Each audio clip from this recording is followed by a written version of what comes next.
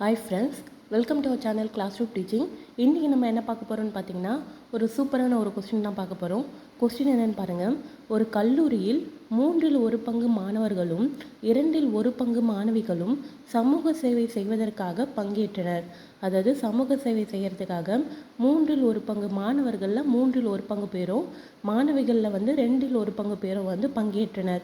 So பங்கு பெற்றவங்க மொத்தமாக 300 பேர். ஓகேங்களா, டோட்டல் மாணவர்கள் கிடையாது, இருக்கிற மாணவர்களில் 300 பேர் பங்கு பெற்றனர். அந்த 300 பேரில் 100 பேர் மாணவர்கள். ஓகேங்களா, எனில் மொத்த மாணவிகளின் எண்ணிக்கை கேட்குறாங்க. டோட்டலாக எத்தனை பேர் அந்த காலேஜில் இருக்காங்கன்னு கேட்குறாங்க. ஸோ டோட்டலாக எத்தனை பேர்னு கேட்குறாங்களா. இங்கே என்னென்ன க்ளூ கொடுத்துருக்காங்க. 1/3 மாணவர்கள் எக்ஸ்ன்னு எடுத்துக்கலாம்.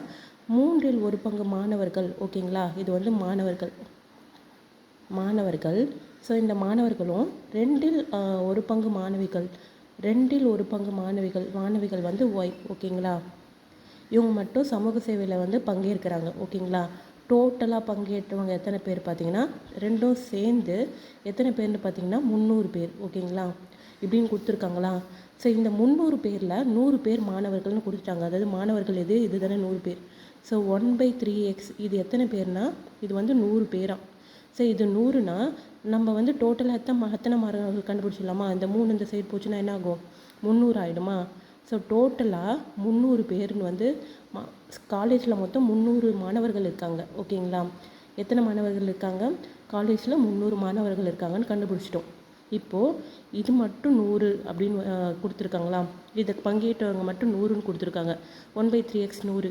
ஸோ இது என்னன்னு நம்மளுக்கு தெரியாது. ஓகேங்களா, டோட்டலாக எத்தனை 300 பேர் பங்கேற்றாங்க. இது 100னா அப்போ இது என்னவா இருக்கும், 200 தானே இருக்கும்.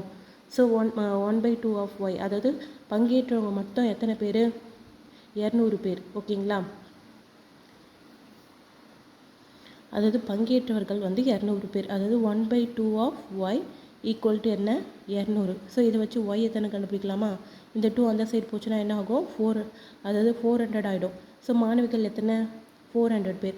மாணவர்கள் 300 பேர், மாணவிகள் 400 பேர். ரெண்டுத்தையும் ஆட் பண்ணால் என்ன ஆகும், 300 + 400 என்னன்னு பார்த்தீங்கன்னா 700. ஸோ டோட்டல் மாணவர்கள் எத்தனை பேர்னு பார்த்தீங்கன்னா 700. புரியுதுங்களா. இங்கே சமூக சேவையில் ஒரு காலேஜில் டோட்டலாக நிறைய பேர் இருக்காங்க. அது எவ்வளோன்னு கொடுக்கல. ஸோ அதில் மாணவர்கள் ஒரு ரேஞ்சில் இருக்காங்களா. அதில் 1/3 பேரும் மாணவிகள் 2/1 பேர்களும் சமூக சேவையில் பங்கேற்கிறாங்க. அந்த சமூக சேவையில் மாணவர்கள் ரெண்டும் சேர்ந்து 300 பேர் பங்கேற்கிறாங்களாம். அந்த 300 பேரில் 100 பேர் மாணவர்கள் கொடுத்துட்டாங்க. அப்போ மாணவிகள் 200 தான் இருக்கும். ஸோ அந்த 1/3 பங்கு 1/2 பங்கு இதை வச்சு எத்தனை மாணவர் இருக்காங்க எத்தனை மாணவிகள் இருக்காங்கன்னு கண்டுபிடிச்சிட்டு ரெண்டுத்தையும் ஆட் பண்ணால் நம்மளுக்கு இதோட ஆன்சர் கிடைக்கும். Thank you friends.